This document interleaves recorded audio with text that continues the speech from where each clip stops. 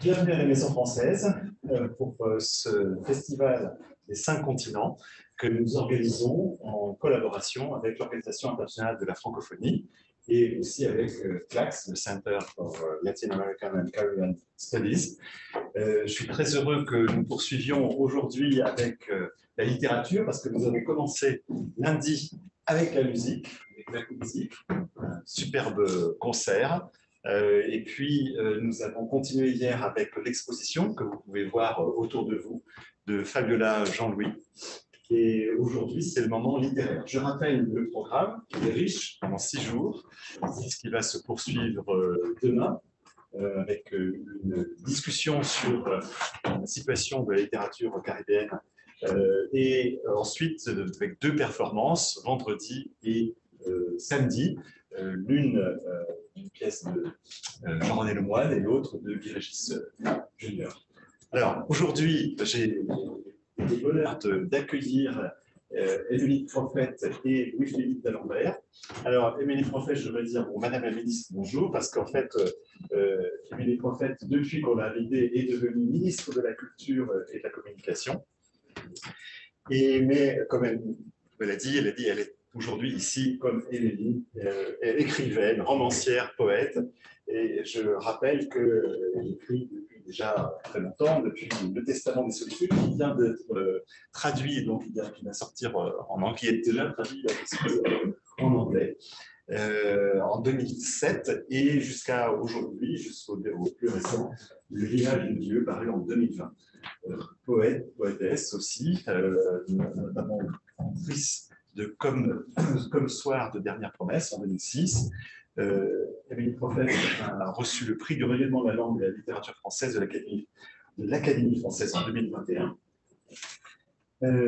Et elle sera donc accompagnée aujourd'hui de Louis-Philippe d'Alembert, romancier depuis l'écriture de Le crayon du bon Dieu n'a pas de gomme en 1996 jusqu'à son plus récent Milwaukee Blues en 2021.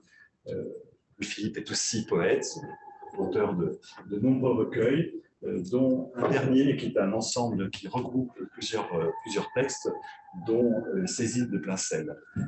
Il est essayiste, il a reçu de nombreux prix et récompenses, et tout récemment, le prix des lecteurs des écrivains du Sud et le choix concours de la Belgique et de l'Espagne. Alors, le protocole de cette séance, c'est que je vais leur poser quelques questions. Ils y répondront ou pas. Ils répondront à d'autres questions. Mais en tout cas, on va essayer d'engager un dialogue. Et ensuite, ils leur répondront à vos questions et à celles de tous ceux qui sont en ligne, puisque malheureusement, nous ne pouvons toujours pas recevoir de personnes extérieures à NYU. Alors, la première question que je vais vous poser, je connais la réponse, mais quand même j'ai envie de l'entendre. Vous connaissez? Oui. Oui. Depuis très longtemps? Oui, je l'ai vu grandir. J'ai vu une petite sortie de l'école normale supérieure et une petite jeune. Je me disais à l'époque déjà qu'elle avait beaucoup d'avenir. Merci. Bon. Alors, une question un peu plus sérieuse. Quelle est la signification de l'expression s'il y a une signification, écrivain ou écrivaine haïtien ou haïtienne? Qu'est-ce que ça signifie pour vous d'être écrivain haïtien? On sait que, bon, Lina Faria, par exemple, a pu écrire « Je suis un écrivain japonais », mais je sais aussi quelquefois la réticence de certains écrivains qui écrivent et qui n'aiment pas être identifiés à une nationalité ou à une région. Je me souviens des artisans qui, même si pourtant ils écrivaient continuellement sur la Martinique, n'aimaient pas être rangés dans la catégorie de l'écrivain martiniquais. Mais bon, c'est une situation différente parce que c'est par rapport à la France. Mais j'aimerais bien vous entendre en fait sur cette notion. Qu'est-ce que ça signifie être écrivain ou écrivaine haïtien? Je laisse répondre la politique d'abord. Être écrivaine haïtienne, parce que j'ai mis la féminisation d'humour, écrivaine ou auteur, c'est souvent porté de trop grosses charges, c'est souvent porter sans même le savoir la voix de beaucoup de gens qui attendent beaucoup de choses de vous parce que, comme vous savez, Haïti est un pays qui est confronté à énormément de problèmes et cela depuis toujours, on va dire depuis presque depuis 219 et c'est un pays qui compte énormément sur sa créateur. Ce sont eux et elles d'ailleurs qui arrivent à imposer très souvent de manière positive le pays dans les médias étrangers particulièrement. Donc c'est porter beaucoup de charges, c'est appartenir forcément à... Moi je sens que je suis haïtienne, je respecte les écrivaines, les écrivains qui ne veulent pas être identifiés à un lieu, qui se disent de partout, mais moi, je suis d'Haïti et chaque phrase que j'écris porte cette identité haïtienne qui se veut quand même universelle parce que parler d'une jeune haïtienne aujourd'hui qui habite un quartier difficile à Port-au-Prince, c'est la faire parler au monde, c'est la mettre quelque part sur une grosse carte pour qu'elle puisse parler fort, se faire entendre le quotidien du pays. Donc, je suis une écrivaine haïtienne très heureuse d'être à New York. Philippe. Oui, je commencerai peut-être par un dicton haïtien que ma mère répétait souvent et qui disait la bourrique, on a beau porter un chapeau, on verra toujours ses oreilles. Ça veut dire que haïtien je suis, j'ai envie de répéter Césaire, et Césaire, nègre, je suis nègre, je resterai. Et donc ça, c'est un aspect, comment dire, affectif, aussi politique d'une certaine façon, donc la manière dont Émilie en a parlé, c'est on a cette charge-là, cette responsabilité-là, mais en même temps, je refuse d'être enfermé là-dedans. C'est-à-dire que je refuse d'être enfermé par les autres, de l'extérieur, et par les Haïtiens eux-mêmes. C'est-à-dire que par cette charge-là, justement, que ça représente. Par les autres, souvent, il fut un temps en France, mais beaucoup moins aujourd'hui, contrairement à ce qui se passe aux États-Unis, on avait tendance à t'enfermer, comment dire, là-dedans. C'est-à-dire que en tant qu'écrivaine ou écrivain haïtien, tu ne devais écrire que et parler que d'Haïti, un petit peu ce qui se passe au niveau des États-Unis, hashtag On Voices. C'est comme si on ne devait parler que de sa communauté, entre guillemets. Donc, moi, j'ai tendance à faire une littérature que je qualifie de transcommunautaire, si vous voulez, et donc ne pas être enfermé par les autres et non plus ne pas être enfermé par les Haïtiens, parfois eux-mêmes, qui vont et te dire, mais pourquoi ce livre-là ou ce livre-ci ne parle pas d'Haïti, alors que je parle d'Haïti. C'est-à-dire que peu importe l'endroit où l'histoire se déroule, c'est-à-dire mon dernier roman, justement, Milwaukee Blues, se déroule à Milwaukee aux États-Unis, mais forcément, ça parle d'Haïti par rapport à la thématique, mais aussi parce qu'il y a un personnage d'une haïtienne qui vit à Chicago, qui fait partie du livre, là. Donc, et qu'on dit, voilà, en tant que citoyen haïtien, donc je l'assume pleinement, mais en même temps, en tant qu'écrivain, je revendique une certaine liberté, une liberté d'aller chercher, comment dire, mes histoires, ou tout ce qui crée, tout ce qui fait émotion en moi, et n'importe où, à partir du moment où ça résonne en moi en tant qu'individu, en tant qu'être humain. Et je pense que Haïti fait partie de l'humanité aussi, et que justement, même si j'écris une histoire, un roman dont l'histoire se passe aux États-Unis, un Haïtien peut parfaitement le lire. L'exemple que je donne souvent, c'est que mes premières émotions romanesques, je les ai découvertes vers l'âge de 13-14 ans grâce à nos frères aînés. C'était Tolstoï, Dostoïevski et Nabokov. C'était pas les écrivains haïtiens, les écrivains français. Donc, et eux, ils venaient d'un autre siècle, d'une autre région du monde, et pourtant ils me parlaient, ces écrivains-là. Donc, c'est pour ça que la réponse au fait d'être écrivain d'abord, ok, bien sûr, et haïtien en tant que citoyen, Je me permets d'ajouter aussi à cette réponse aussi, sur le transcommunautaire, le très beau livre aussi que tu as écrit avant que les ombres s'effacent, hein, qui parle de la déportation juive Donc, le côté transcommunautaire, il est multiple, effectivement, le dernier aussi. Et donc, sur cette question aussi des sujets, alors le sujet, est-ce que c'est le sujet qui fait la définition de la nationalité de l'écrivain, Émilie, parce que, en fait, bon, c'est vrai que vous travaillez beaucoup, vous écrivez beaucoup sur des différents lieux, différents quartiers de Port-au-Prince ou d'Haïti. Et donc, est-ce que c'est ça aussi qui fait qu'on peut parler de romans haïtiens? Oui et non, le sujet se passe en Haïti. En fait, c'est un roman haïtien quand il est écrit par un Haïtien et que cet Haïtien assume que, voilà, il a, et c'est des racines haïtiennes. Et j'ai très bien compris ce que Philippe a dit tout à l'heure. Et peu importe le livre de Philippe Lambert que vous lisez, vous tombez sur quelque chose d'Haïti. Et là, c'est vrai, je comprends son refus d'enfermement et c'est utile pour un écrivain. Moi, j'écris à partir d'Haïti et tous les sujets que j'ai abordés jusqu'ici sont des sujets haïtiens, mais je me sens libre d'écrire, je me sentirais très à l'aise dans un sujet qui se passe à New York. Donc, en restant une écrivaine haïtienne, une écrivaine qui voyage, qui regarde, parce qu'on écrit avec ce qu'on prend, ce qu'on voit, ce que j'appelle le métier des cinq sens. Voilà que je suis à New York et je sais que je prends plein de choses de New York qui va faire partie de mes livres, peut-être. Donc, le roman, il est haïtien. Peut-être si je choisis de dire que c'est un roman haïtien, ou si quelqu'un d'autre choisit de dire que c'est un roman haïtien, mais il est d'abord haïtien parce que il y a des éléments haïtiens là-dedans et il est haïtien, il est de partout aussi. Et c'est en cela encore que je suis d'accord avec Philippe d'Alembert.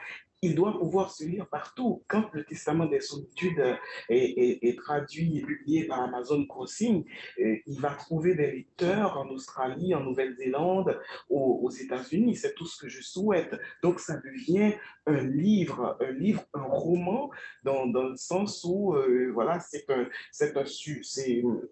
c'est une histoire humaine qui concerne une génération, qui concerne un pays, une manière de penser, qui parle de l'immigration, qui n'est pas un sujet propre à Haïti. Donc, il parle d'un lieu, mais c'est un roman qui a vocation de voyager et de devenir le livre de tous ceux qui veulent. Et justement, le fait d'écrire quelque part, ça ne signifie pas forcément qu'on écrit physiquement à partir de celui-là. Il se trouve que Emily vit en Haïti, elle écrit à partir d'Haïti. Mais on peut écrire aussi à partir d'Haïti en vivant en Suisse, par exemple, si vous voulez. Et un écrivain que vous connaissez toutes et tous ici, René Depestre, qui disait qu'il écrivait toujours à partir de Jacmel. Mais quand il le disait, je crois que c'était sincère, c'était pas une posture, vraiment, c'est-à-dire qu'il y avait quelque chose de très, plus qu'haïtien, je dirais, de très créole chez René Depestre. Pour autant, moi, j'aime bien le raisonnement, comment dire là-dessus, d'un écrivain que vous connaissez aussi, qui s'appelle Jean-Claude Charles, et qui a parlé beaucoup pendant longtemps d'enracinement, c'est-à-dire qu'il accepte d'être un écrivain de ce qu'on a appelé de plus en plus de la diaspora haïtienne, mais pour peu qu'on accepte que cette diaspora fasse partie d'Haïti et que Haïti elle-même fasse partie du monde, et de la Caraïbe d'abord, et du reste du monde ensuite. Et à partir de là, justement, oui. Mais s'il s'agit de l'adjectif qui enferme, là, en tant qu'écrivain, je freine les quatre fers, forcément, parce que je cherche cette liberté-là. Maintenant, comment on pourrait définir un roman qui serait un roman haïtien? Je ne sais pas le définir moi-même. Je ne sais pas ce que ça veut dire. L'œuvre existe quand elle parle à tout le monde. Oui. Quand elle parle à tout le monde, qu'elle soit écrite d'un lieu haïtien ou américain, mais si l'œuvre arrive à parler à tout le monde, et tu as cité Dostoïevski tout à l'heure, on lit l'idiot de Dostoïevski avec beaucoup de bonheur et beaucoup d'émotion, que l'on soit d'Haïti, ou que l'on soit du Chili, ou des îles Vanuatu. Donc voilà, le livre, l'œuvre vit toute seule après avoir été écrite et on reconnaît en tirant les vidéos, des lieux, des voix, des identités grandes et petites. Mais l'œuvre, elle s'envole, elle ne peut s'envoler que quand elle peut appartenir à tout le monde, que les émotions peuvent rejoindre un peu tout le monde, peu importe, même si elle est traduite. Alors, avant qu'on en vienne à vos livres récents, j'aimerais vous poser la question de la richesse quand même extraordinaire de la littérature haïtienne. Comment expliquer qu'il y ait tant d'écrivaines et d'écrivains en Haïti par rapport à, bon, je ne vais offenser personne, mais par rapport à la Caraïbe, je ne vais pas offenser d'autres îles, mais c'est quand même étonnant de voir cette floraison et continuelle. Hein.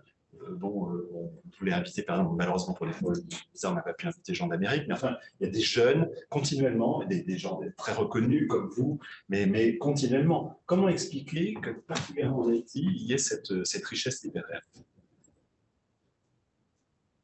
C'est une question qu'on nous pose continuellement. Et, Pardon.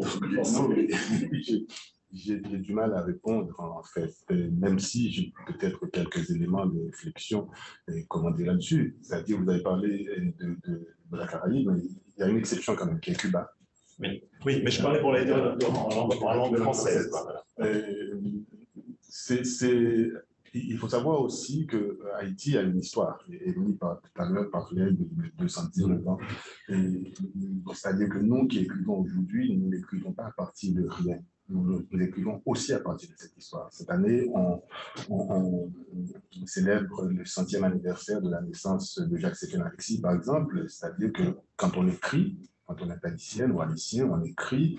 Et il y a, et là, derrière l'épaule, il y a Jacques-Séphine Alexis qui est là, il y a Jacques Roumain, et puis il y a Marie-Vieux Chauvet. Au moins, si on prend que, comment dire, le XXe siècle, sans parler des poètes, comment dire, de ne prendre que les romancières et les romanciers. C'est-à-dire, on écrit aussi une histoire. Et Haïti, c'est le deuxième pays de l'Amérique à devenir indépendant.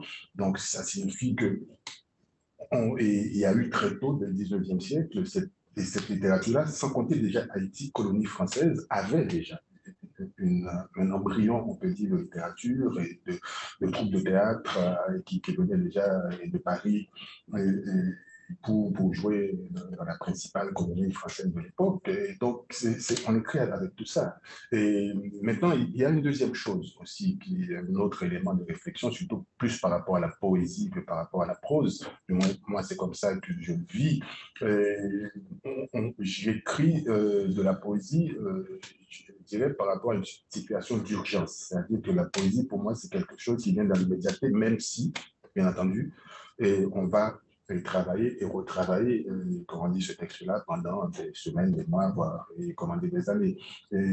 C'est souvent lié pour moi à l'urgence. Or, on a une situation socio-économique, politique, d'ailleurs aussi en Haïti, qui fait qu'on est très souvent dans l'urgence, malheureusement. Et du moins en ce qui me concerne, souvent, il y a cet élément-là et qui intervient aussi.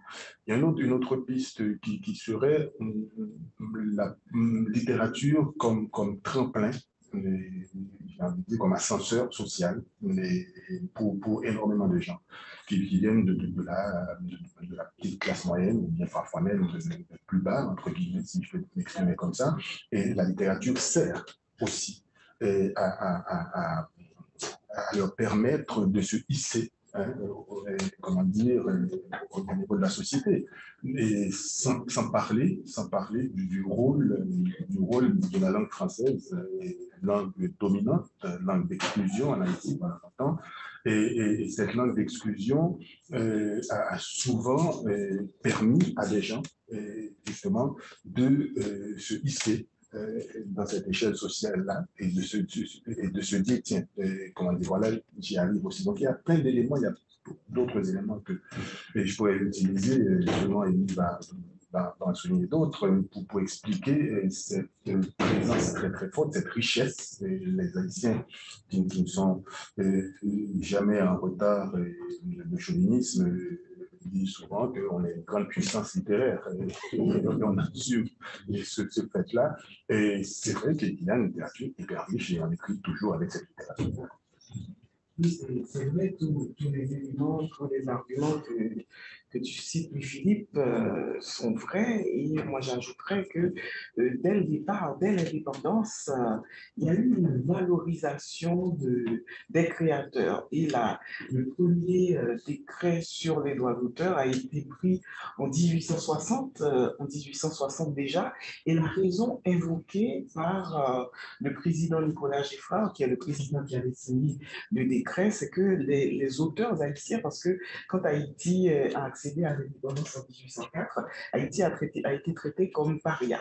C'est-à-dire, on n'avait pas de relations diplomatiques avec les autres pays, on était considérés comme des pestiférés. Et là, des écrivains et des intellectuels haïtiens publiaient dans les journaux à l'étranger, à Paris particulièrement, et faisaient parler d'Haïti. Et là, il y a eu cette loi, ce décret, pardon, du président Giffard, et dans le préambule, il est dit qu'on regarde les services que ces écrivains, ces intellectuels rendaient à la nation haïtienne en faisant parler d'elle, qu'ils devaient pouvoir vivre de leurs droits. Et c'est exceptionnel et on ne le dit pas assez. Haïti a été l'un des premiers pays des Amériques à avoir été doté d'une loi, d'un texte législatif sur la propriété littéraire et artistique. Et c'est à partir de ce fait-là, pour récompenser ces hommes, c'était des hommes beaucoup plus que des femmes.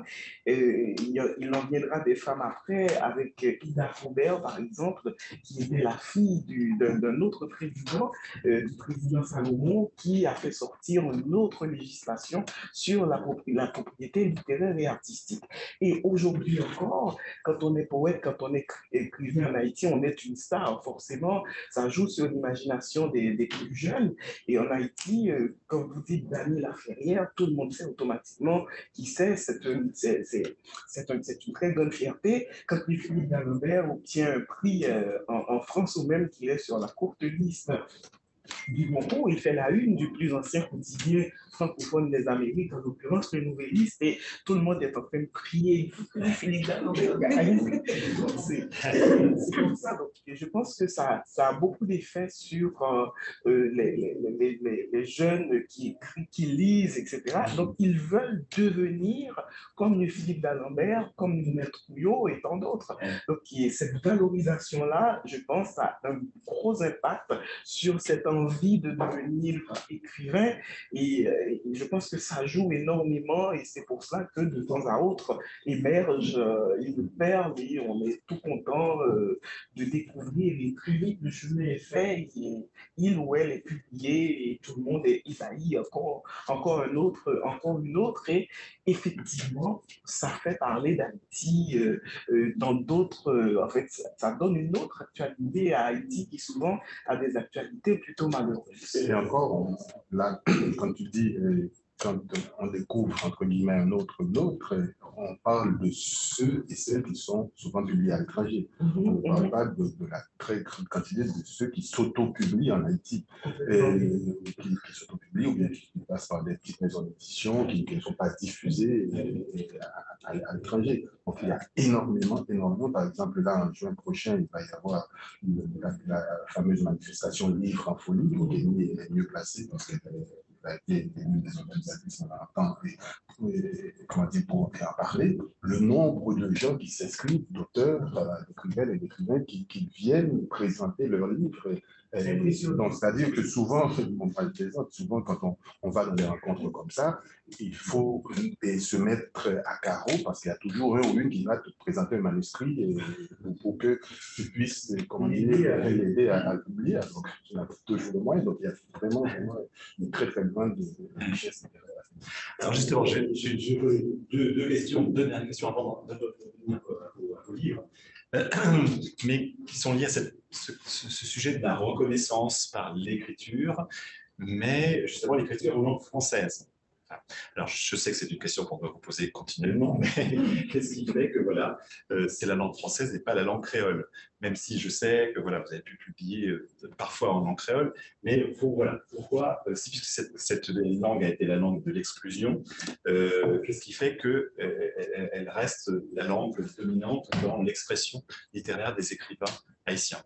C'est de moins en moins vrai parce qu'il y a beaucoup de livres qui se publient depuis une trentaine d'années en créole. Donc, c'est des questions de marché.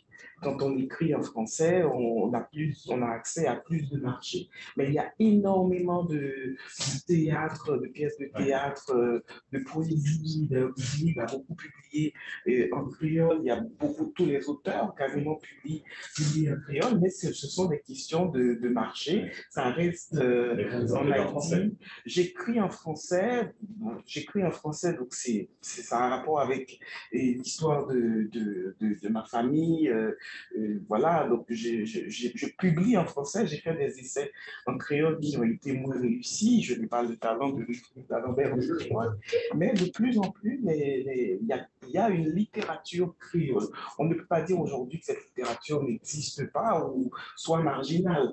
Donc, beaucoup de publications, il y a le Festival de littérature créole, mais il n'y a pas de marché. Et la Guadeloupe et la Martinique, c'est pas tout à fait le même créole. Donc, Haïti, c'est le plus grand territoire créolophone du monde. Mais nous publions en français, malheureusement, les livres créoles n'ont pas encore voilà, ce marché, cette façon, en fait, cette chance d'être exposé, d'être traduit surtout. Parce que ce qui serait intéressant, c'est que les livres créoles soient traduits dans d'autres langues.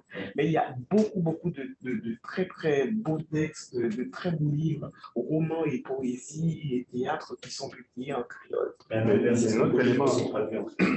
Non, non. Il y a un autre élément aussi disons, ma génération, et après celle de Mili, qui est le fait qu'on a été alphabétisé en français. C'est-à-dire qu'on a commencé à apprendre à lire, à écrire en français directement. C'est-à-dire ce qui, de point de vue pédagogique aussi, a fait beaucoup de tort pour un certain nombre de gens qui venaient de classes sociales complètement défavorisées ou de 0 à 6 ans dans leur famille, ils ne parlaient que créole. Donc, automatiquement, on a commencé en classe de CP, ce qu'on a le cours préparatoire, à leur faire des cours en français. Donc, c'était une catastrophe. Et donc, le fait qu'on a été alphabétisé, on a été instruit complètement en français, qu'on a lu en français, c'est-à-dire moi, ma génération, j'ai appris la graphie ou l'orthographe du créole quand je suis arrivé à l'école normale supérieure en Haïti. Donc, c'est là que je l'ai appris. Et je me rappelle très bien en 1979, il y avait un ministre du Mali qui s'appelait Bernard, justement, qui essayait à l'époque d'introduire le créole dans l'enseignement. Ça n'a pas été facile non plus. Il y a eu une résistance de la part d'une grande partie de la population, pas uniquement des classes favorisées, même des classes défavorisées, c'est-à-dire qui pensaient qu'on ne voulait pas que leurs enfants aient accès à un certain, comment dire, savoir. Donc, ça reste encore, malgré tout, le français reste encore, malgré tout, une langue dominante, même s'il y a de plus en plus le créole avance comment dire, de plus en plus. Lui l'a bien souligné, il y a une question de marché aussi qui se pose. Quand on écrit en créole, j'ai publié un roman par exemple en créole, je sais que ce roman-là, s'il n'est pas traduit par quelqu'un d'autre, moi je ne m'auto-traduis pas si vous voulez, donc ce roman reste destiné au lectorat haïtien. Donc, c'est quelque chose que j'assume personnellement, mais il y en a d'autres, j'imagine, qui ont envie, qui auraient envie que leur roman soit traduit, quoi, par exemple. Et une dernière question sur les éditeurs, là, parce que la question de l'édition, de la diffusion est essentielle, comme vous venez de le rappeler. Vous avez choisi vos éditeurs. Est-ce que, par exemple, vous êtes guidé plutôt par le Canada, hein, par une maison d'édition canadienne, et vous êtes fidèle à cette maison d'édition. Vous pourrez nous dire peut-être pourquoi. Louis-Philippe, c'est bon, maintenant il y a une fidélisation avec Sabine Vespizer, après être passé par d'autres maisons d'édition. Est-ce que vous pourriez parler de vos rapports avec votre maison d'édition? Moi, tous mes livres sont publiés par Mémoire d'Encrier. C'est ma maison d'édition historique. Parce qu'avant d'être Mémoire d'Encrier a été les éditions Mémoire à Port-au-Prince et dirigé par Rodney Saint-Éloi, qui était un ami. Et d'ailleurs, je n'ai jamais pensé à publier, je ne pensais pas à publier quand un jour, Rodney m'a appelé pour me dire, écoute, je monte une maison d'édition, aide-moi et donne-moi un manuscrit. Donc, je lui ai envoyé des poèmes et il a publié Des marges à remplir, mon premier recueil de poèmes. Et après, un autre recueil. Et ensuite, il a immigré à Montréal. Et en 2006, quand j'ai écrit Le Testament des Solitudes, je lui ai envoyé le manuscrit qu'il a publié. Et depuis lors, je n'envoie de manuscrit à personne d'autre. J'envoie des manuscrits à Mémoire de Crier. Et je pense que c'est une très bonne chose pour moi que d'être publié uniquement chez Mémoire de Crier, parce que comme j'aime à le répéter, moi ça m'arrange dans la mesure où je ne suis privé de rien avec Mémoire de Crier. C'est-à-dire, je vais dans les festivals, mes livres sont sur le marché. Il y a eu, ça a pris du temps pour que les livres soient sur le marché européen, mais depuis 2 ou 3 ans, les livres sont disponibles en France aussi et je suis invité partout dans les festivals, les foires. Donc, j'ai un éditeur historique et la postérité dira peut-être cela de moi aussi. Elle a eu un seul éditeur. Oui, donc moi, la question se pose autrement dans la mesure où je publie en France, en grande partie, mais aussi d'ailleurs avec Odé Saint-Éloi, et puis Mémoire d'Encrier, j'ai publié un recueil de poèmes sur Mémoire d'Encrier, mais j'ai toujours tenu, et je tiens encore à ce que tous mes livres qui sont publiés en Europe soient republiés ou réédités, si vous voulez, en Haïti.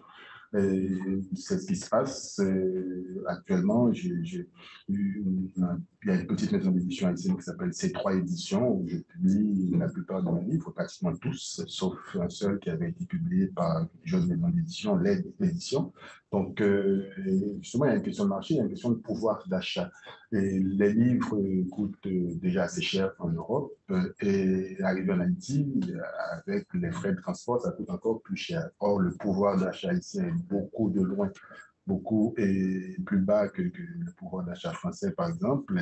Donc, du coup, il y a très peu de gens qui achètent ces livres-là si on n'arrive pas à les rééditer en Haïti. Et c'est ce que je fais toujours avec les livres qui sont publiés en Haïti. Donc maintenant, quand on publie en France, c'est beaucoup plus difficile de choisir une maison d'édition. Quand on commence, on est jeune, on passe forcément, on essaie du moins de passer par les grandes maisons d'édition qui ont le monopole du marché en France.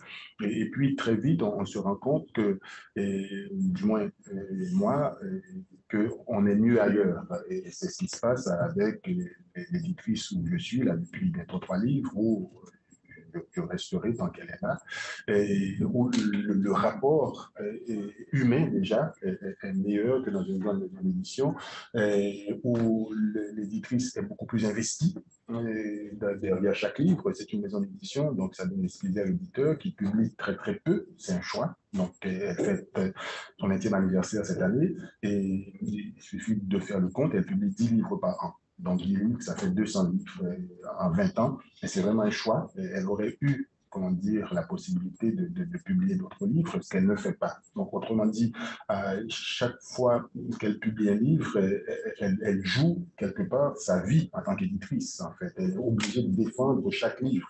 Donc, c'est la raison pour laquelle cette maison d'édition tient encore, parce que moi, je rencontre souvent des lectrices et des lecteurs qui me disent, eh bien, nous, c'est simple, dès qu'un livre sort dans cette maison d'édition-là, on va le lire parce qu'on sait que ça a été choisi par l'éditrice, ça a été vraiment, il y a un travail qui est fait, et du coup, moi, après avoir roulé, comment dire, ma bosse dans des maisons d'édition, pourtant, qui ont pignon sur rue, hein, dans Paris, mais voilà, je suis arrivé et dans cette petite maison d'édition, et je m'y sens vraiment très, très bien.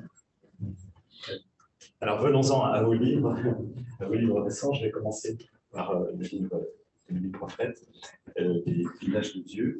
Il y a un point quand même dans vos livres, c'est qu'ils sont écrits en première personne. Hein.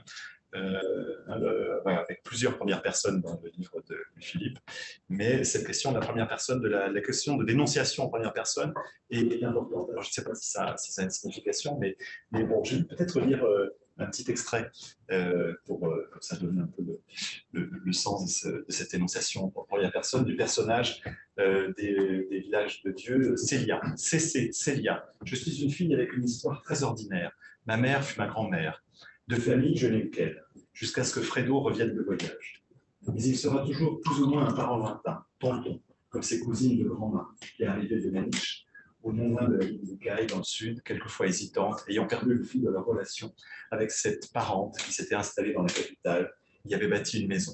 Tonton avait si peu de moments de lucidité que Ma avait fini par dire un jour qu'elle avait dû se rendre coupable de quelque chose qu'elle payait à travers ses enfants. Au moins, il était là. C'est à la maison qu'il venait digérer son alcool, qu'il passait de longues heures à dormir, qu'il se laissait entretenir par sa mère, malgré son âge, la rendant responsable, coupable presque, de l'avoir mise au monde. On est vraiment là dans l'empathie avec le personnage. Est-ce que vous pourriez nous parler de ce choix de Célia? En fait, Célia, comme j'ai une fille qui comme j'écrivais ce livre, elle avait 21 ans à l'époque. Célia, j'ai coupé ma fille pour trouver le personnage de Célia, parce que voilà, cette mauvaise foi-là ne s'invente pas. Donc Célia, Célia, c'est une jeune fille, il y en a tellement aujourd'hui, et à Port-au-Prince comme Célia, qui vit dans un ghetto, dans un quartier populaire, et elle est forte. Elle est forte parce que les conditions sont extrêmes. Je ne vais pas me dire extrêmement difficiles. C'est des conditions extrêmes de violence, de misère. Donc le personnage s'est imposé à moi. Et avant que vous ne me le fassiez remarquer, François, je n'avais jamais réfléchi au fait qu'il y avait toujours quelqu'un qui portait l'histoire ou une première personne. Mais c'est vrai, et c'est CC un jour qui a débarqué dans ma vie, je ne sais pas comment, pour raconter une histoire qui se passait dans un de ces villages que j'appelle les villages de Dieu. En fait, c'est une métaphore parce que le village s'appelle, le ghetto s'appelle la cité de la puissance divine, mais le village de Dieu existe vraiment. Et c'est une zone de non-droit, un endroit très, très difficile. Je ne vais pas m'étendre là-dessus. Donc, mais voilà, il y a beaucoup de criminalité, mais en même temps, tout le monde quasiment va à l'église dans ces lieux parce que c'est le seul lieu de socialisation. Donc les gens se rencontrent, ils prient, ils parlent de Dieu, mais en même temps, ils s'entretuent, il y a énormément de violence. Et Célia, c'est celle qui raconte cette violence, mais aussi les gens, les femmes qui habitent cette cité de la puissance divine, les chefs de gang qui font la loi et qui imposent leur loi à tout le monde.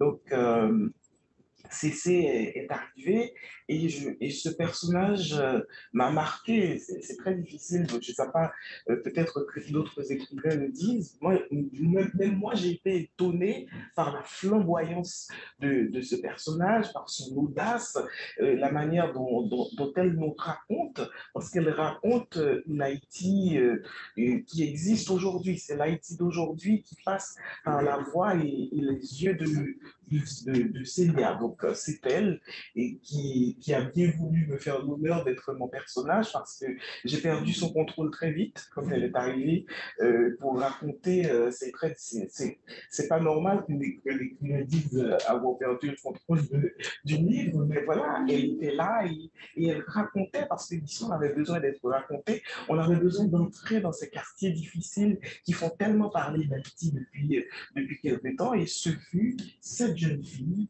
féministe qui surplombe tout ce qui se passe autour d'elle, qui comprend, qui regarde, qui dit et qui est sur les médias sociaux aussi influenceuse pour raconter cet Haïti d'aujourd'hui à partir du ghetto, à partir d'une cité qui, voilà, qui n'existe pas, on va dire ça comme ça, mais qui existe puisque ce sont les gens de cette cité-là et de celles autour de ces villages de Dieu aujourd'hui qui, on a l'impression, imposent leurs lois aujourd'hui. Ouais. Oui, c'est drôle parce qu'il y a une force réaliste. Bon, quand elle évoque la prostitution, on est vraiment là dans la réelle plus rude. Et puis, il y a tout d'un coup ce dédoublement par l'Internet, par son compte, les photos qu'elle poste, etc. Et c'est à la fois un dédoublement pour montrer la réalité et aussi sa deuxième vie d'influenceuse. C'est une transformation aussi. Enfin, oui, parce que là, enfin, j'avais envie de parler un peu de la force de ces gens qui habitent ces quartiers difficiles, de la misère aussi, parce qu'il y a énormément de misère, et sans pathos, parce que l'idée, c'était pas d'attirer la pitié sur Célia, sur ceux qui vivent difficile, mais voilà, de présenter cette force, ce vouloir, ce désir de vivre et cette grande misère dans la grande modernité d'aujourd'hui. C'est-à-dire, elle se saisit de tout ce qu'il y a à sa portée pour être influenceuse, pour être cette jeune femme d'aujourd'hui avec ce regard sur les autres, sur les hommes, sur les autres femmes et et d'être dans cette position et de savoir ce qu'elle veut aussi. Et il y a énormément de ceci aujourd'hui. Et je crois que ce livre raconte l'histoire quand même de ce pays. Parce que s'il y a, comme je le pense, comme je l'imagine, comme je l'entends, cette multiplication de CC, ce pays va changer. Enfin, elle s'appelle, je n'arrive pas d'y le cacher, mais je poste une photo, c'est effectivement un regard sur ces quartiers-là. Enfin, en tout cas, la violence est très, très présente, hein, les ghettos, les clans, et en même temps, j'étais frappé par la question du départ, la tentation du départ. Faut-il partir? Il y en a qui de toute façon partiront jamais parce qu'ils ne peuvent même pas avoir l'idée de partir. Je vois juste un autre extrait qui apparaît très fort aussi sur cette question de fuir la violence. Il y en a qui ne partiront jamais. Ils n'y ont même jamais pensé. Non que la vie fût belle par ici, non qu'ils n'eussent pas conscience que la mort les talonnait, mais ils n'avaient pas les moyens d'un autre lieu, d'une autre portion de ciel qui serait différente de celle-là. Bethléem, source bénie, n'avait pas de malheur différent ou de bonheur possible. Il y en avait aussi qui ne pouvaient installer leur domination que dans un de ces lieux abandonnés, où les âmes erraient douloureusement, désespérément, demandant à être prises, gardées, pour créer l'illusion d'exister. Alors, cette question de la violence, bon, c'est aussi un sujet de nombreux romans haïtiens. Comment l'aborder? Est-ce que vous pourriez dire quelque chose sur justement le régime d'énonciation, la distance, le bon angle pour traiter de cette question de la violence? En fait, il faut juste la dire comme il est. Voilà. Parce qu'on est tellement dans cette situation au quotidien et on est pénétré par cette violence tellement elle est présente. Et j'aime raconter comment l'idée de ce livre est venue. J'écoutais la radio et il y a un jeune homme qui racontait comment il avait froidement abattu le chef du gang dont il faisait partie. Mais il racontait cela comme on raconte un après-midi à la plage, une soirée dans un pub avec des amis. Et là, je me suis dit, mais comment est-ce possible que des êtres humains en soient arrivés là? Donc, l'expliquer, essayer de comprendre comment nous avons tous failli. Parce que quand il n'y a pas de réflexion, tout est possible dans un pays. Donc, c'est de ce manque d'organisation, de cette faillite, dont profitent toutes ces personnes qui agissent comme elles agissent aujourd'hui en Haïti. Il s'agissait de raconter cela et voilà, de présenter les faits tels qu'ils sont, sans rien dire, laisser tous ces personnages dont cesser voilà, montrer comment ils vivent. Voilà, c'est une caméra qui est braquée sur un lieu, sur un pays, et il y a pas de réflexion personnelle. Ce sont des gens qui vivent comme ils vivent et qui attendent, qui agissent ou qui n'agissent pas. Donc, c'est juste comme ça, ce que Daniel Laferrière appelle le laboratoire que j'ai installé dans ce ghetto-là pour dire, écoutez, voilà comment ça se passe. Voilà, regardez vous-même. Donc, c'est cela. Oui. Merci. Alors, la violence, elle est très présente dans le livre de Philippe d'Alembert, pas en Haïti, mais bien aux États-Unis. Louis-Philippe, est-ce que vous pouvez nous dire un peu comment ce sujet aussi, et ce dédoublement, parce que bon, on sait bien qu'il s'agit de l'affaire de George Floyd, mais tout d'un coup, on est passé à un autre personnage. Comment s'est fait cette construction et aussi ce roman choral? D'où c'est venu l'idée à la fois de parler d'un sujet, enfin en tout cas de partir d'un sujet, d'une brûlante actualité, et de le détourner vers un autre personnage. Oui, disons que le roman a été rattrapé par l'actualité parce que j'aurais été incapable d'écrire un roman en si peu de temps, si, comment dire, le sujet n'était pas là depuis bien longtemps, et depuis au moins 2014, et le meurtre d'Éric Garner ici à New York, dans exactement les mêmes conditions. C'est-à-dire que et je commençais déjà à l'époque à prendre des notes, à réfléchir, parce que j'avais envie d'un roman dont l'histoire se passerait aux États-Unis depuis bien longtemps. Donc, et 2014 est arrivé, et là, vraiment, j'ai commencé.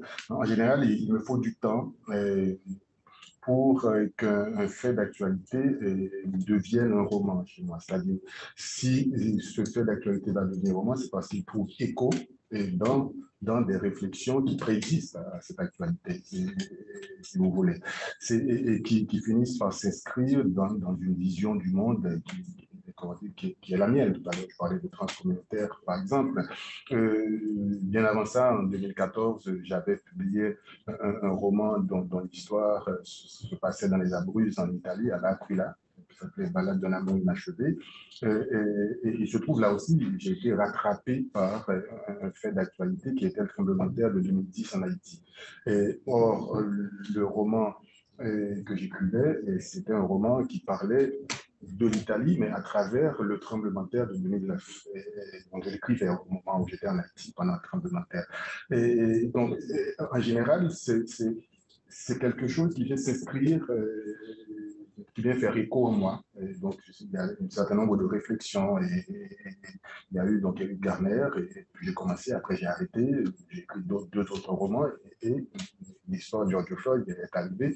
Et on s'est un petit peu, surtout, comment dire, la presse ruée sur cette porte d'entrée dans le roman, mais qui, pour moi, est juste, j'ai envie de dire, rien qu'une porte d'entrée, rien d'autre. Alors, qui est le personnage Emmett? Le personnage Emmett, justement, ce n'est pas par hasard que le personnage, comment dire, s'appelle Emmett. Emmett, je fais allusion justement à Emmett Till. Et donc, c'était un jeune garçon noir de 14 ans qui venait de Chicago et qui descend dans le sud des États-Unis et qui va être assassiné par des Blancs qu'aujourd'hui on appellerait suprémacistes. Donc, et cette histoire a fait beaucoup de bruit à l'époque, on est en 1955, et Bob Dylan, par exemple, a écrit une très très belle chanson commentée là-dessus. Il y a une chanteuse de jazz états-unienne très jeune, blanche, une trentaine d'années, qui s'appelle Mélodie Gardot, qui tout récemment a écrit une très très belle chanson avec une très belle vidéo autour de l'histoire d'Emmett Till. Donc, c'est-à-dire que si j'ai pu parler d'écrire cette histoire, c'est parce que il y a elle s'inscrit, si vous voulez, comme récurrence, de manière récurrente dans l'histoire des États-Unis. Et dans l'histoire des États-Unis, mais aussi dans une histoire que nous, Haïtiens, on connaît, parce qu'on vient aussi de cette histoire-là. Donc, c'est en ce sens que Haïti est toujours présent là, même quand l'histoire se passe ailleurs. Donc, pour moi, c'était ça, c'était l'idée de dire, c'était une récurrence du côté persistant, et, si vous voulez, de l'exclusion, du racisme, qu'on peut trouver aux États-Unis, bien sûr, mais dans d'autres endroits du monde. C'est-à-dire que quand j'écris cette histoire qui se passe aux États-Unis, je parle aussi des plafonds de verre qui existent dans des pays comme la France ou en Europe ou dans d'autres pays du monde. C'est-à-dire que ce n'est pas uniquement, comment dire, aux États-Unis que l'histoire se passe. Donc, pour moi, c'est ça. Autrement dit, un fait d'actualité, et c'est juste quelque chose qui vient être l'élément déclencheur d'une histoire que je portais en moi depuis très longtemps. En fait.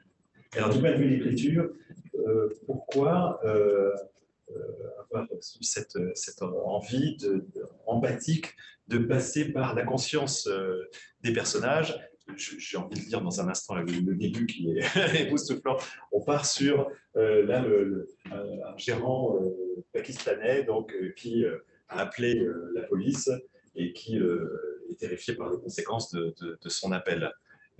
Pourquoi passer comme ça par... Est-ce que c'est une joie d'écrivain d'entrer dans la conscience de multiples personnages? Oui, c'est une joie et une douleur en même temps, parce que c'est jamais évident du point de vue concerne. Hein. C'est les premiers mois, j'accouche dans la douleur, comme, sans péridurale, malheureusement, j'en ai pas. Et donc, c'était vraiment quelque chose qui se fait dans la difficulté. Et puis, au bout de quelques mois, je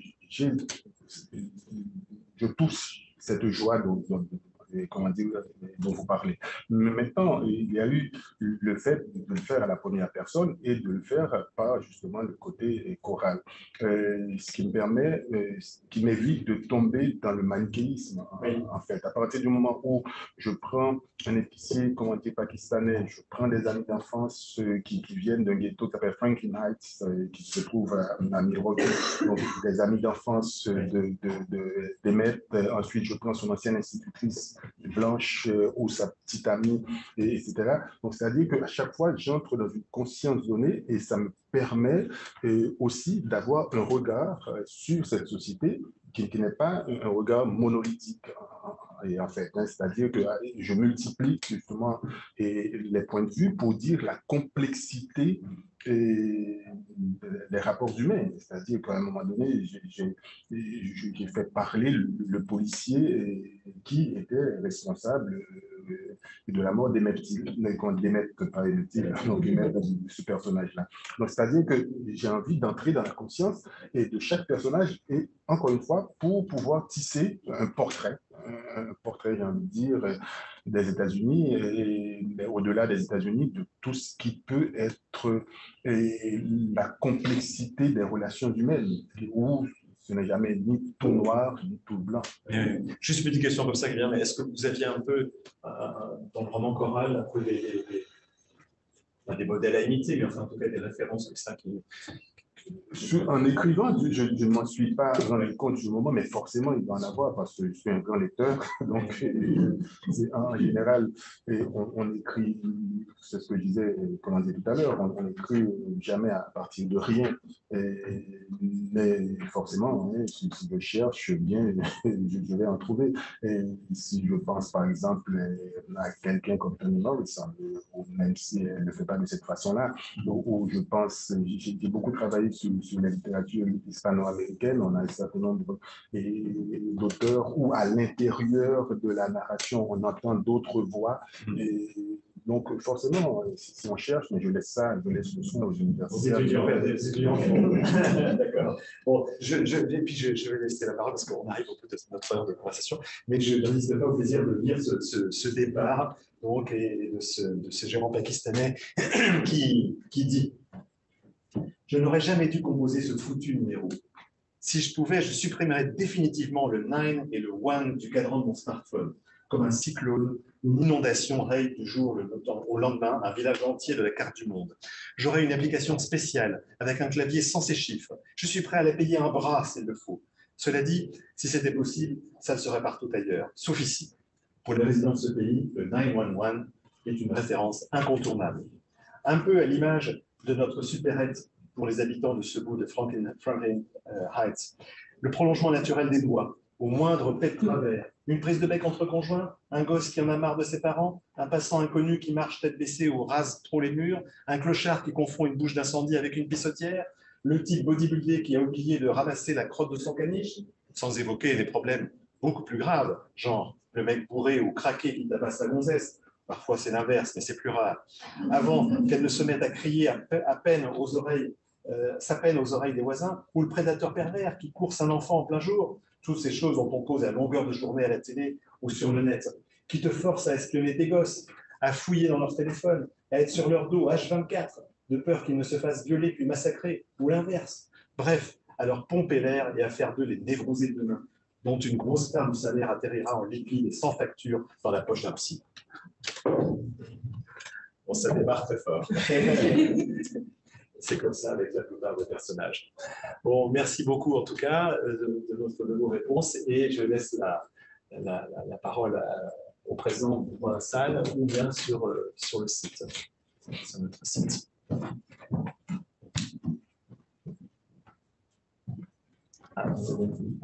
Monsieur l'ambassadeur, vous voulez poser des questions? Le Seigneur tout honneur. D'accord. Est-ce que je dois me lever, non? Non, ça va, merci. Donc, tout d'abord, je voulais remercier la Maison française et la francophonie à New York de nous avoir donné cette belle occasion de plonger dans la littérature haïtienne avec deux grands écrivaines, un grand écrivain qui vraiment font parler beaucoup d'eux, il faut parler d'Haïti. Donc, ce soir, je me sens fier, content, heureux, surtout en plein New York, et entendre Haïti, mettre Haïti à l'honneur, vraiment, ça c'est une affaire sérieuse pour nous, pour nos Haïtiens qui se font tellement de mauvaise presse. Donc, quand on a ce petit moment, c'est comme une éclaircie après un orage. Donc, ça me fait plaisir. Donc, Emily, que j'ai rencontrée dernièrement, ça ne fait pas longtemps, j'étais très heureux de la voir à nouveau. Et Philippe également, et ça fait longtemps qu'on s'est vu. Donc, ce soir, je suis ravi, je suis content. Et je dois dire que ça montre aussi que, malgré tout ce qu'on dit, malgré tout ce qu'on entend d'Haïti, il y a vraiment une richesse en Haïti. La culture, que ce soit la littérature, que ce soit la musique, que ce soit mais aussi la gastronomie haïtienne, tout ça, c'est Haïti. Et quand on le découvre, ceux qui ont la chance de le découvrir, ils trouvent que vraiment c'est un pays merveilleux, malgré ce qu'il y a de négatif, un pays vraiment où on trouve l'humanité, on trouve la vie, parce que même à travers tout ce qui se passe en Haïti, les gens continuent à vivre, à avoir espoir, à se débrouiller pour avancer sur cette terre. Donc, je remercie encore une fois mes amis et tous ceux qui ont fait le déplacement parce que ça aussi, ça compte.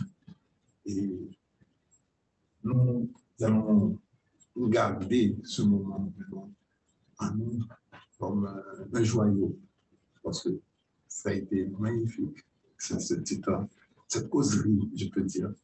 Et on a appris beaucoup. Merci encore. Merci.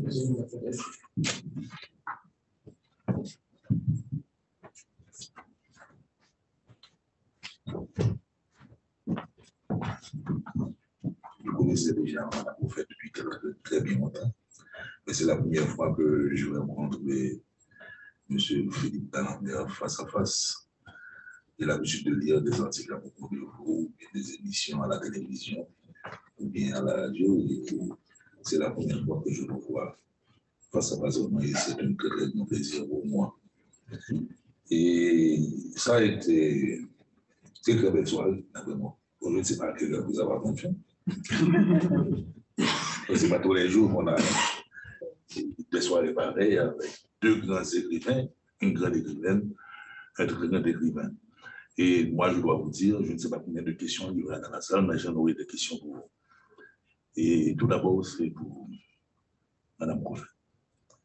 Et vous avez parlé à un certain moment et que vous avez perdu le contrôle de votre personnage. Ça m'a intrigué. Qu'est-ce que vous entendez par que vous avez perdu à un certain moment de l'écriture le contrôle de votre personnage? En fait, ce que j'appelle perdre le contrôle du personnage du livre, je pense que ça arrive à beaucoup d'écrivains et d'écrivains, c'est qu'on est à un certain moment tellement habité par, le texte, l'écriture, qu'on se retrouve comme un automate ou une automate devant l'ordinateur et à écrire et à écrire. D'ailleurs, c'est la première fois que j'ai écrit un livre aussi vite. Bon, en général, je pense mes livres pendant de très longs mois. J'ai commencé à penser le livre en 2014, après ce fait divers très grave du jeune homme qui raconte comment il a froidement assassiné son chef de gang. Et puis, il y a eu un livre entre-temps, qui s'appelle Un ailleurs à soi. Et ensuite, j'ai commencé à écrire Les villages de Dieu. Je ne savais pas les villages de Dieu à l'époque. Et là, j'ai commencé à écrire le livre, mais c'était des moments orgiaques. J'ouvrais le clapet de l'ordinateur et j'écrivais 8 à 12 pages en une journée, ce qui est très rare pour les écrivains, les écrivaines en général. Et ça me faisait tellement peur que je refermais l'ordinateur pendant 3 mois. Et quand je l'ouvrais, ça partait pareil. Je pouvais écrire 3 à 4 000 mots en une journée. Donc, je refermais l'ordinateur et j'étais terrifié. Et 3 mois, 4 mois plus tard, je revenais au texte et ça partait pareil. Ben, c'est comme si j'avais, voilà, c'était en moi et ça sortait sans mon autorisation presque. Sinon, le fait d'ouvrir l'ordinateur et j'écrivais. Donc, une fois, pendant 6 mois, j'ai arrêté et quand je rouvrais l'ordinateur, je n'avais même pas besoin de lire les pages précédentes. Finalement, je me suis dit, tant qu'à faire, ma fille écrivait. Donc, j'ai écrit. Et des fois, au bureau, les personnages venaient me chercher. Donc, il y avait un certain Jules César, qui est un des personnages du livre que j'aime énormément, et qui venait voilà, me dire quelque chose. Donc, je devais aller écrire ça. Je prenais un petit papier et j'écrivais les mots de Jules César pour les taper un petit peu plus tard sur l'ordinateur. Donc, c'est ce que moi j'appelle encore un peu perdre le contrôle, tellement je me suis senti sous l'emprise des personnages qui voulaient parler. Donc, je les ai laissés parler. Bon, je sais que c'est de ma faute, mais en même temps, c'est de leur faute aussi. Parce que c'est la première fois de ma vie qu'un livre est venu comme ça à gros bouillon. Ouais, c'était un état de grâce et c'est rare. Alors, je dois dire, bon, Émile le sait, mais les autres ne le savent pas. J'ai l'habitude de la radio. Je vais essayer de ne pas monopoliser les deux écrivains. Et c'est très intéressant ce que vous venez de dire, ce qui signifie que vous ne connaissez pas ce qu'on appelle l'angoisse de la page blanche. C'est les écrivains. C'est-à-dire qu'on a la feuille blanche regarde, vous avez votre peine entre les mains, l'inspiration ne vient pas. Avec vous, j'ai l'impression que c'est le contraire. C'est vous qui fermez la porte à l'inspiration. En fait, j'ai parlé d'état de grâce, on n'a pas tout le temps, mais je n'ai pas l'angoisse de la feuille blanche en général parce que je n'écris pas par obligation. Moi, j'écris quand j'ai une histoire, quand j'ai quelque chose à raconter, quand je sens que cette histoire peut vivre. Parce que des fois, on commence à écrire et on sait que ça ne va pas marcher. que ça ne va pas marcher, qu'il faut arrêter. Il y a plein de débuts de texte et tout ça qu'on peut réutiliser, on peut revenir sur ces débuts de texte 3, 5 ans, 10 ans plus tard. Mais moi, quand ça ne marche pas, je n'insiste pas. Donc, je n'ai pas cette angoisse de la page blanche. Moi, je n'aurais aucun problème à ne pas écrire pendant 1, 2, 3 ans. Donc, voilà, donc j'écris quand ça vient, quand j'ai une histoire à raconter, quand je sens que le texte peut vivre sans moi, sans que je ne l'aide, quand l'histoire peut rencontrer ses lecteurs. Avant de passer le micro à quelqu'un d'autre, j'ai une question pour M. Philippe Lambert, mais une question très à terre, terre à terre. Et bon, mais qui n'est pas si terre à terre, ça, parce que ça concerne un petit peu l'économie du livre. Vos livres en Europe, et quand vous les éditez, c'est à combien d'exemplaires que vous les éditez? Non, moi ça m'intéresse à titre, il y a ce qu'on appelle l'économie du livre. Moi, ça m'intéresse énormément. Vous allez voir avec eux. Je reviendrai vers vous.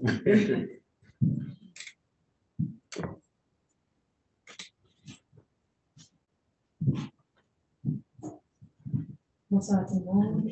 Merci au Festival 50 de l'Ouest Haïti à l'heure. Merci à la Maison française de nous recevoir et de nous permettre de converser cet après-midi avec deux des plus belles plumes d'Haïti et qui ont des écrivains qui nous ont fait et vraiment qui nous ont donné beaucoup de joie pour l'année 2021 avec tous ces prix, tous ces grands rendez-vous au niveau de la littérature internationale. Donc, merci.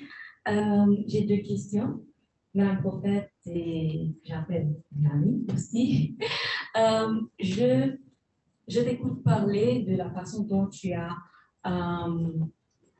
t'es prise pour écrire les livres, Les villages de Dieu. Maintenant, je sais aussi que tu as autre chose et tu n'écoutes pas, tu ne vis pas seulement que pour écrire. C'est que c'est docteur aussi. Je demande, est-ce que tu as une routine particulière en tant qu'écrivain et quand tu as un ouvrage à écrire? Et pour M. Lambert, j'ai eu à lire un beau ouvrage, Mur Méditerranée. Mur Méditerranée, je crois. Mur Méditerranée. Mur Méditerranée, c'est ça. Où vous mettez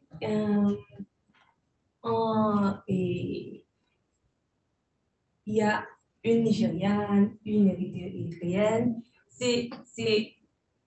Ça me donne l'occasion de faire un parallèle avec Haïti, mais ça se passe ailleurs. Et je sentais, quand je lisais ce livre-là, qu'il y avait aussi un grand travail de recherche. Maintenant, je suis curieuse de savoir comment vous vous prenez pour écrire, comment vous organisez votre travail d'écrivain. Merci. Donc, j'ai une double habitude, une habitude plutôt, ou deux anciennes habitudes, on va dire pour être plus précis. J'ai été universitaire dans une vie antérieure, j'ai appris à faire des recherches, et puis j'étais journaliste. J'ai été journaliste en France pendant un bon bout de temps où j'ai eu l'habitude d'aller sur le terrain. Par exemple, pour écrire ce roman, j'ai séjourné pendant plus d'un mois à Lampedusa, qui est une petite île italienne où arrivent souvent les migrantes et les migrants, comme on les appelle aujourd'hui, où j'ai pu interviewer beaucoup de jeunes femmes, notamment, qui ont fait ce voyage aussi difficile que vous pouvez l'imaginer. Donc,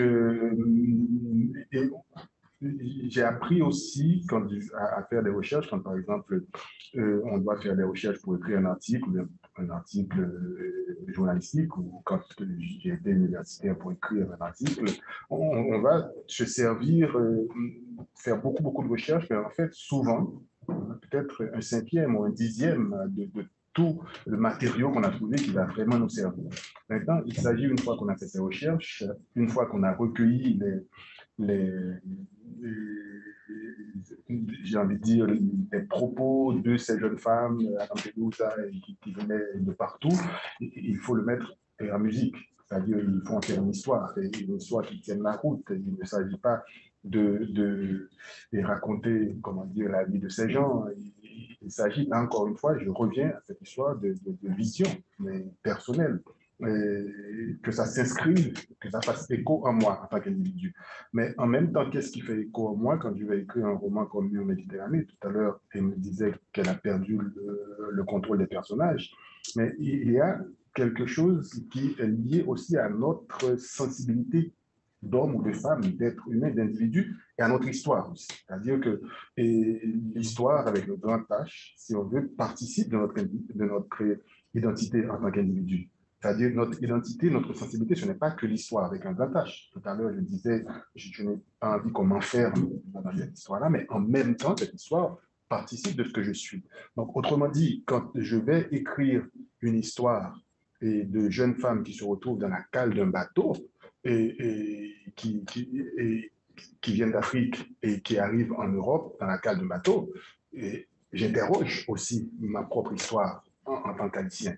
Et là, je le sens vraiment, et justement, je comprends d'autant plus cette histoire, cette idée de perdre le contrôle des personnages, où j'ai vraiment été chercher au fond de moi-même, et jusqu'à à la fin de l'histoire de souffrir presque de claustrophobie. C'est-à-dire que où je sentais vraiment, j'étais tellement avec ce personnage-là que, mais pourquoi ça, j'ai pu le faire comme ça a trouvé écho en moi, c'est parce que il y a aussi une partie de mon identité qui est cette histoire-là, qui est cette histoire de, comment dire, la traversée. C'est-à-dire, sans parler, je ne parlais pas directement de la traite, je ne parlais pas directement, comment dire, du commerce triangulaire, je ne parlais pas de ça.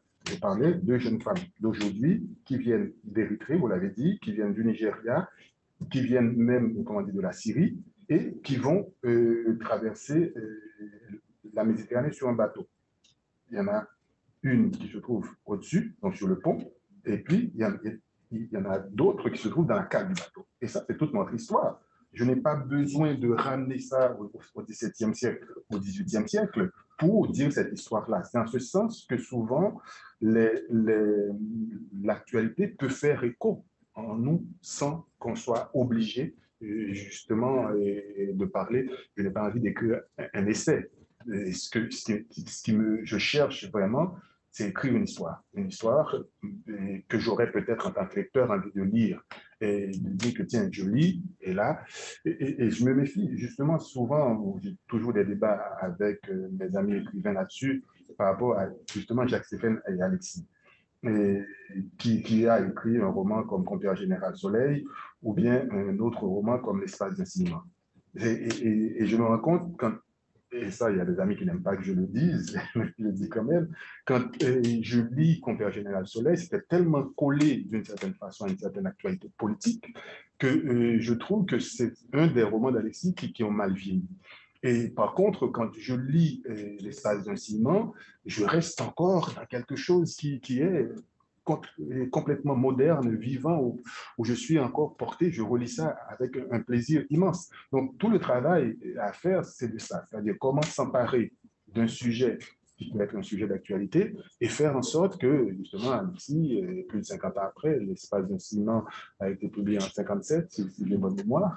Donc, ça fait, comment dire, 43, 65 ans après, qu'on lit ce roman-là et qu'on soit encore porté par ce roman. Donc, il y a tout un travail à faire à ce niveau-là.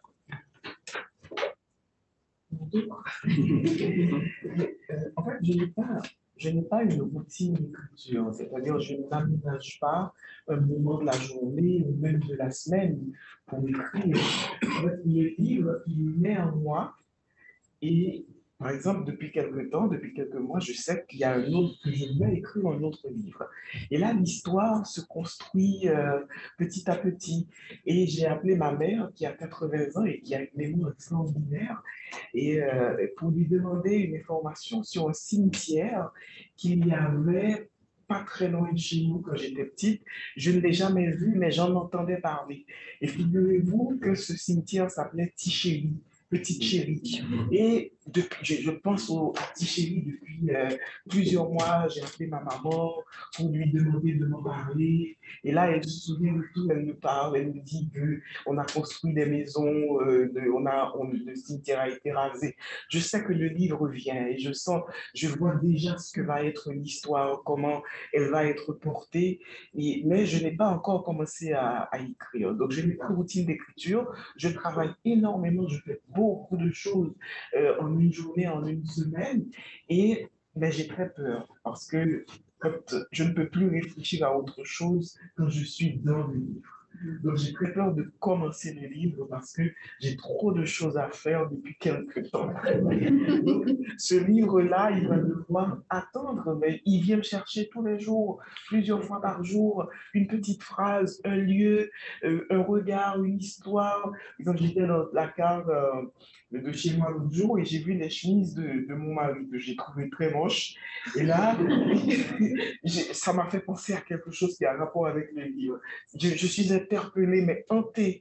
Et je sens qu'un jour, il va me mettre KO. Et j'ai très, très peur parce qu'à ce moment-là, je ne pourrai plus être à fond dans ce que je suis aujourd'hui. Donc, le livre, il est en train de... Voilà, il nous finit par parler tout à l'heure d'un accouchement, mais moi, c'est l'enfant qui est en train de se développer. Et ça peut être des jumeaux, c'est très grave.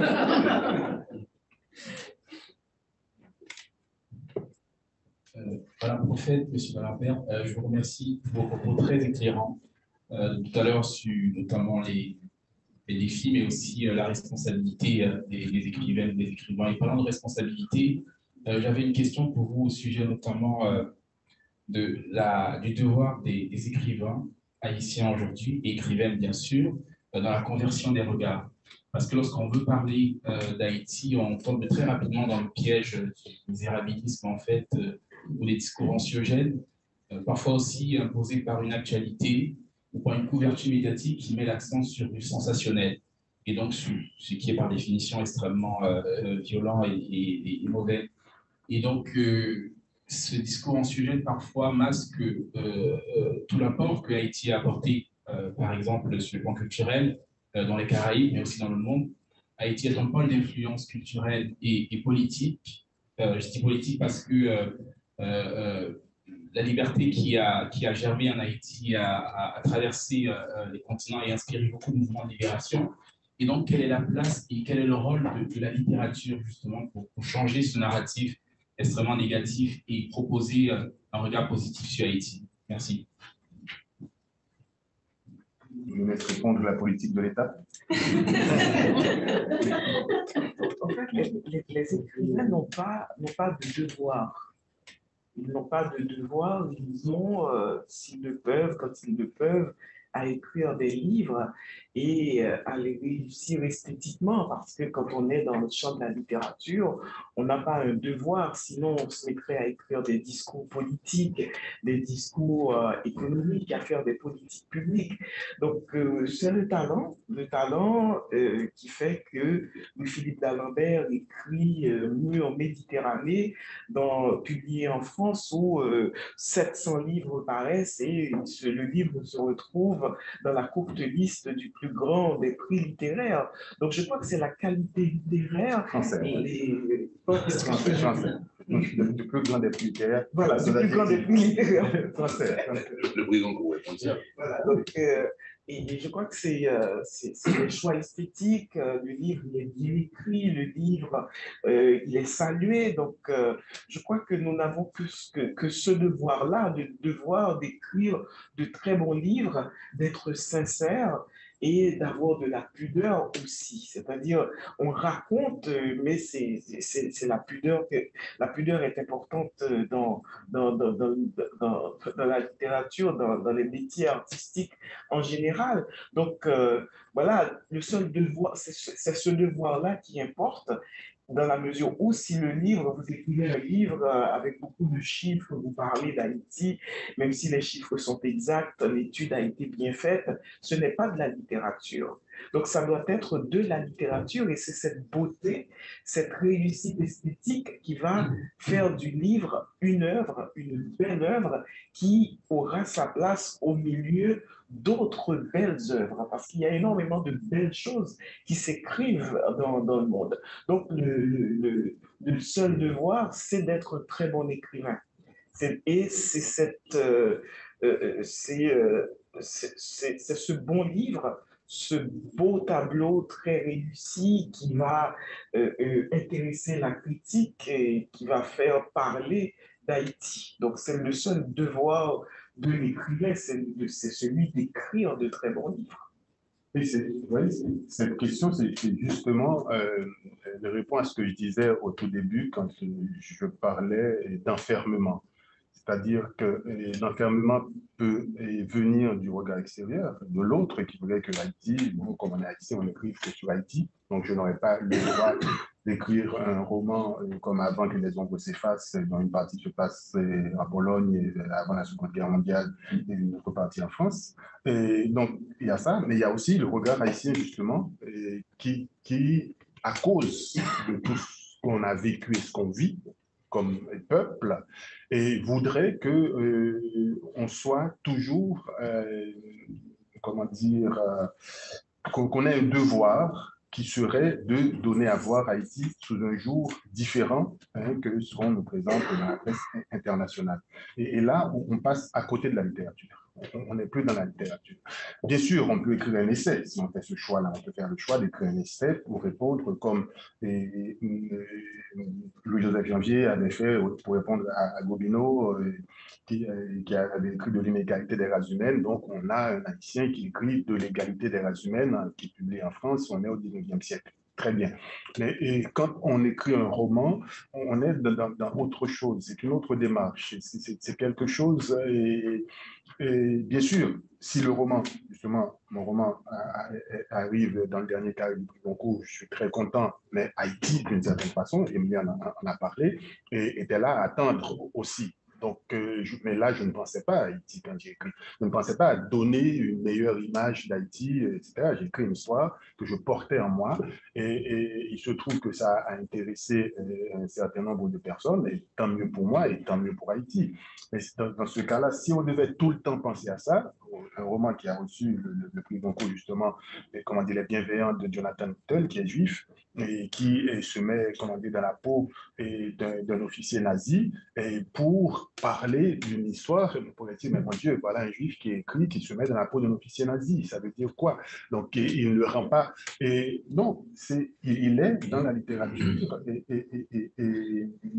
et moi, je crois que justement, si ce livre-là a pu, je parle du livre de Jonathan Littell, a pu attirer le public et recevoir justement le prix Goncourt, c'est parce que c'est un livre qui avait été bien écrit et qui a pu avoir écho ou faire résonance chez un certain nombre de lecteurs en France, on l'a dit d'abord, et dans les autres pays où le livre a été traduit.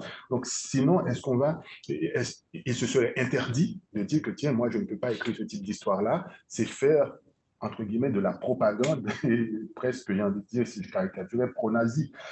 Donc, c'est ce type de questions-là.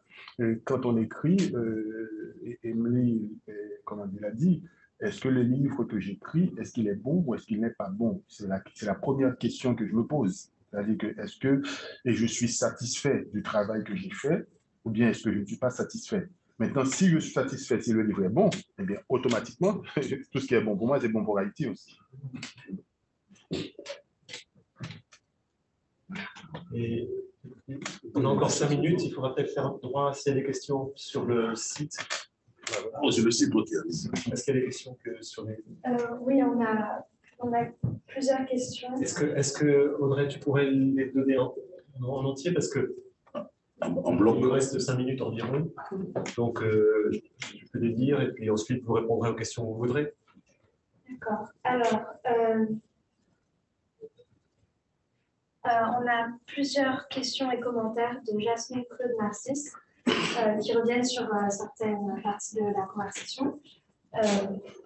La première, c'est pourquoi la question qui a été posée de la nationalité est-elle si souvent posée aux auteurs haïtiens alors qu'elle est, à mon avis, rarement posée aux écrivains français ou américains, par exemple. Puis, il y avait une remarque sur la littérature haïtienne en français et en créole. Le but serait d'arriver à un taux de production aussi élevé en créole qu'en français, le bilinguisme total, si vous voulez commenter cette remarque. Et puis, une question pour Madame Prophète. Quelle est la part de réalité et de projection octoriale dans le personnage de Célia? Parler un petit peu.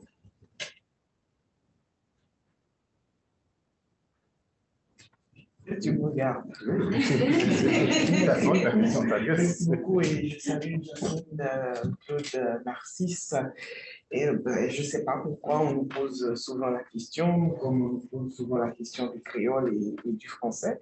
Donc, il faut laisser à ceux et celles qui nous écoutent en ce moment le soin de réfléchir aux questions pour les prochaines fois. Et sur le bilinguisme français créole, le bilinguisme total, ça s'en vient, comme on dit au Québec.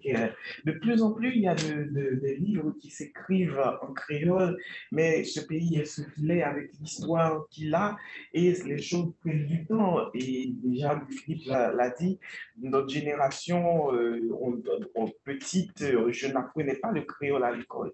C'est en arrivant à l'école normale supérieure que j'ai commencé à avoir des cours de créole. Donc, j'ai un ami écrivain qui me dit souvent, moi, je parle créole, mais j'écris en français. Donc, nous écrivions en français et parlions créole. Donc, c'est heureux que le créole soit entré dans l'enseignement et que de plus en plus d'écrivains, d'écrivaines publient en créole.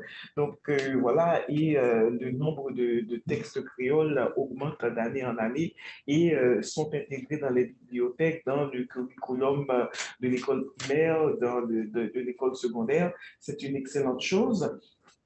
Quelle est la part de réalité et de projection dans Célia? En fait, c'est une réalité que j'imagine, mais qui existe parce qu'on travaille à partir du réel. Le réel, c'est le premier outil de l'écrivaine, de l'écrivain.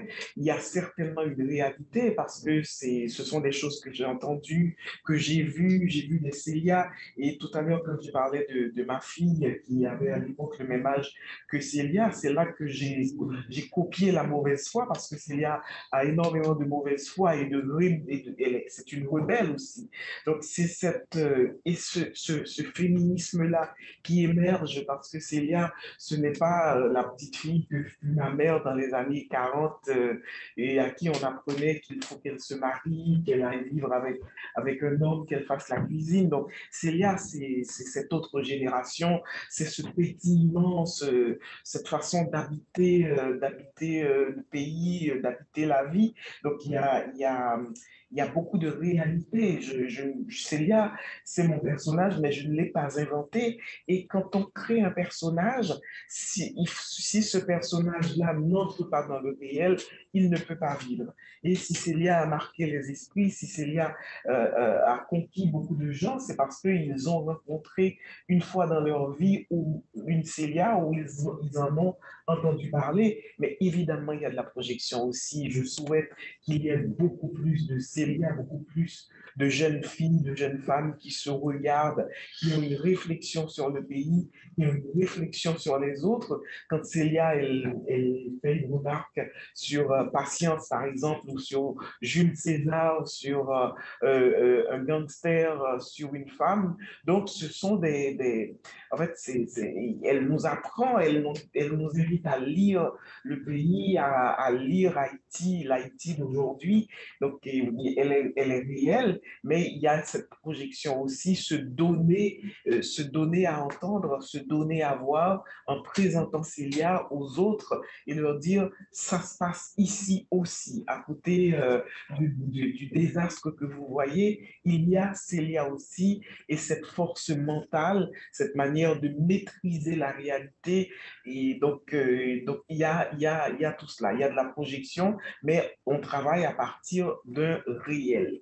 Et voilà, cette Célia-là, elle existe et il en existe énormément aujourd'hui en Haïti. Je crois qu'on va terminer. Je voulais juste en tout cas rassurer la personne qui a posé la question que j'interroge aussi les écrivains français sur, quand il s'agit du roman national, sur leur identité, parce que c'est un sujet important de savoir effectivement si les littératures se définissent par rapport à une langue, quelle langue, à une langue qui se frotte à bien d'autres langues, et donc aux francophones, et c'est tout un débat sur ce que ça signifie d'être francophone aujourd'hui. Je voudrais aussi dire qu'il y a aussi des étudiants qui, dans ce sujet de thèse, de travailler sur ce que c'est que le roman haïtien. Est-ce que c'est important aussi de définir un roman haïtien? C'est un sujet passionnant, et on a entrevu dans vos réponses qu'effectivement c'était en débat. Voilà, en tout cas, merci énormément de votre présence.